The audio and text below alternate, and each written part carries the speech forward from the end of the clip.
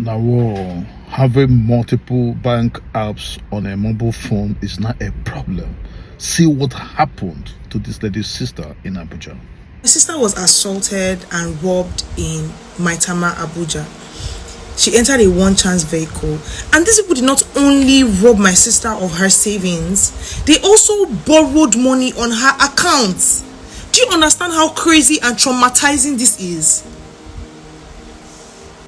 So my sister works as a physiotherapist, right?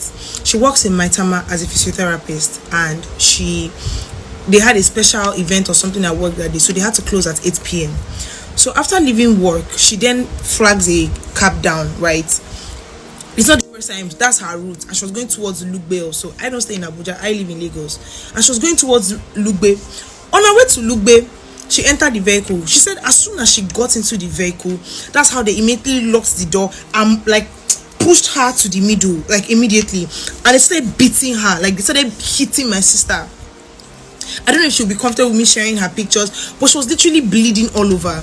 They were hitting her, they moved her to the middle, locked the doors, and started beating her. Mind you, it wasn't just men. There were two women, one guy and the driver inside the car. And the reason why she even felt comfortable was because there were women in the car. You know how if we want to enter public transport, we always make sure that maybe we see a woman there, quote unquote, just so that we feel safe, right? Because of how the country is. So that's why she entered, not knowing that those women were even in on it. One was an alaja, then the other woman and the other guy. They moved my sister to the middle, started hitting my sister, started beating my sister. After they beat my sister, they tied my sister's eyes inside the cab.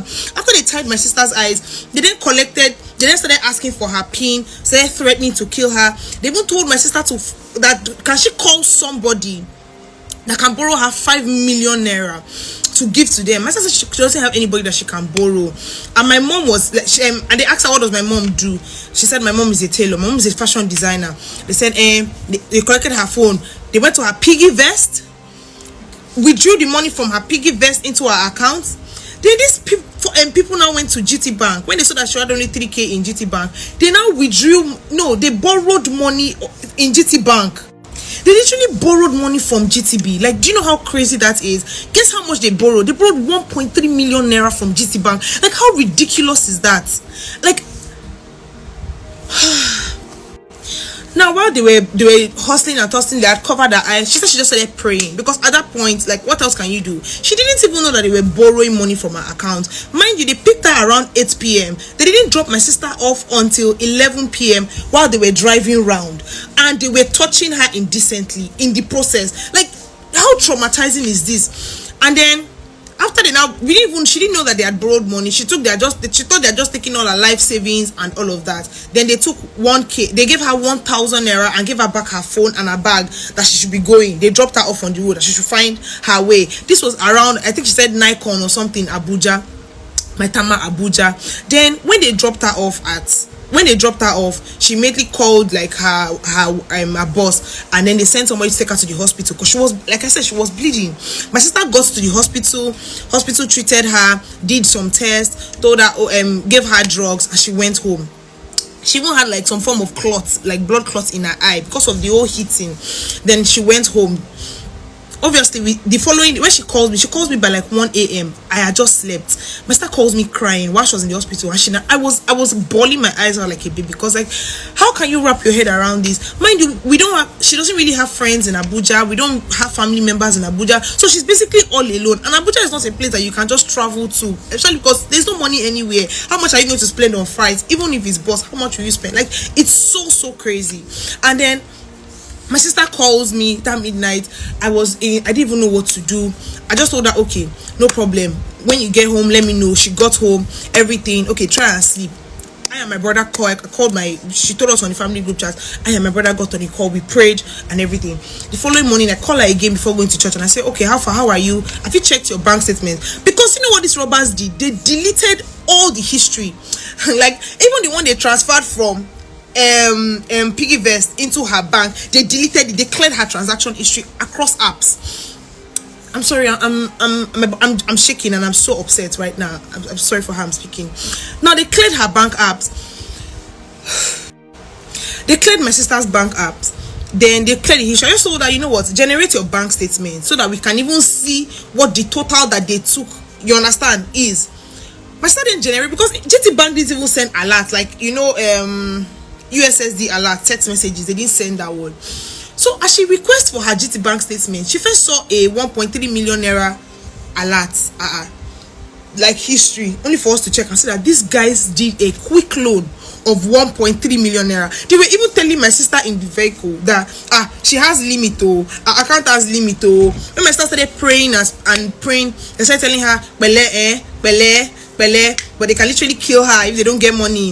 They'll literally dump her. There's nothing she can do. Meanwhile, I think it was the Alaja in front that was like she was one doing like the main thing. She was one with the phone, while the guy and the other person behind were just like hitting her and doing all stuff. Then we now saw 1.3 million debit alerts. These people did a 12-month payment plan. They borrowed 1.3 million naira, 12-month payment plan. They went to Wema Bank. I think they first borrowed 205k, borrowed another 100k. I can't even remember the whole, like, the screenshots are shared there. They should have borrowed money on my sister's account, and it's so crazy. And now we're in a debt of almost 2 million naira that we did not incur, that we did not spend. My sister has been trying to process jackpot for the longest. Money has been a very huge factor. If she had borrowed that money, we should not have used to do something better and use it to pay back when she gets there. Apart from even just the money, like the trauma, everything they subjected her to, it's so wild. Imagine being in the same space with people for 3 hours, and guess what they were doing? They were now stopping at different POS points. So they were withdrawing 70k, 50k, 100k at different POS. So while they were driving around, she said the first person will come down, withdraw, second person will come down, withdraw, third person will come down, withdraw. They were withdrawing from different points. That way you can't trace like their accounts. But it's so ridiculous. I tell her, okay, we send a message to GT Bank and PiggyVest and immediately alerts them of whatever has happened. I tell her we still need a police report, doctor's report. She goes to the hospital or reaches out to the hospital. Hospital tells her she has to pay for doctor's reports. But yeah, 5k are being called. I've never heard in my life that they pay for doctor's reports. Hospital that you attended to her. Like, you literally, like, you people knew what happened. And you're asking her to pay for doctor's reports. Okay, no problem, 5k for doctor's reports. She then goes to a police station this morning. She goes to the police station at, I think, Nile or something. Those ones say, it's out of their jurisdiction. She should try another police station. Then they start to blame my sister. The police people there literally telling my sister that it's my sister's fault. Why did my sister enter cab? Why did my sister enter the cab? Why, like, they were literally just saying things to just make it like, cocoa of the matter is my sister is at fault for trying to transport herself from work to her house. And the distance is where she stays is not even, I don't even think it's an Uberable distance. Like, you can't necessarily bolt it or Uber it or something. But even that one safe, is it even safe? We've been hearing of one chance for so long. Mind you, this is not her first one chance experience. In January, her phone was still stolen.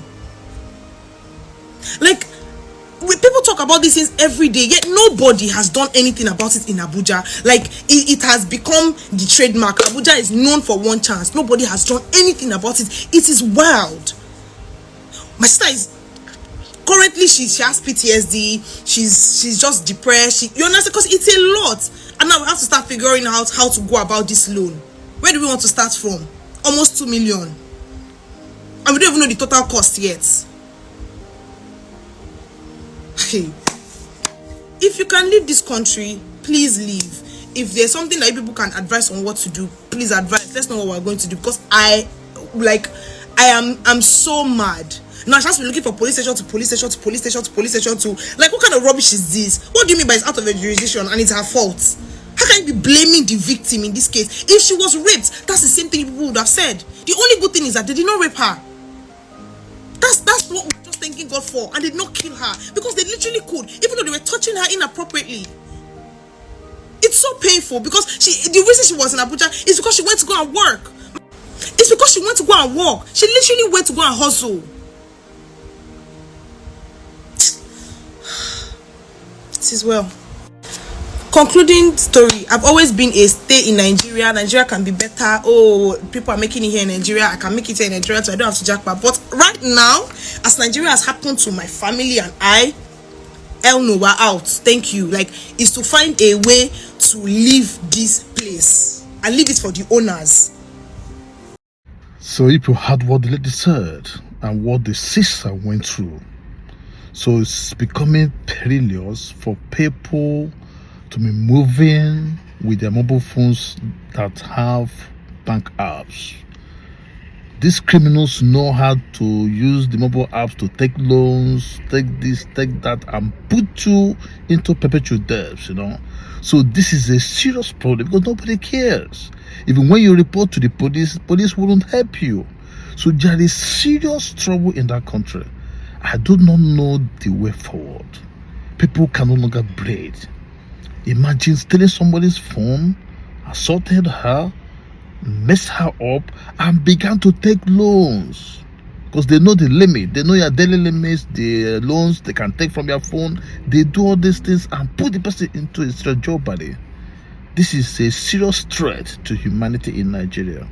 All I could say is let everybody be careful out there, but you do not know when it happens. No matter how careful you are, these things might still happen to you. It's crazy and it's pathetic. I stop here and do have a good day.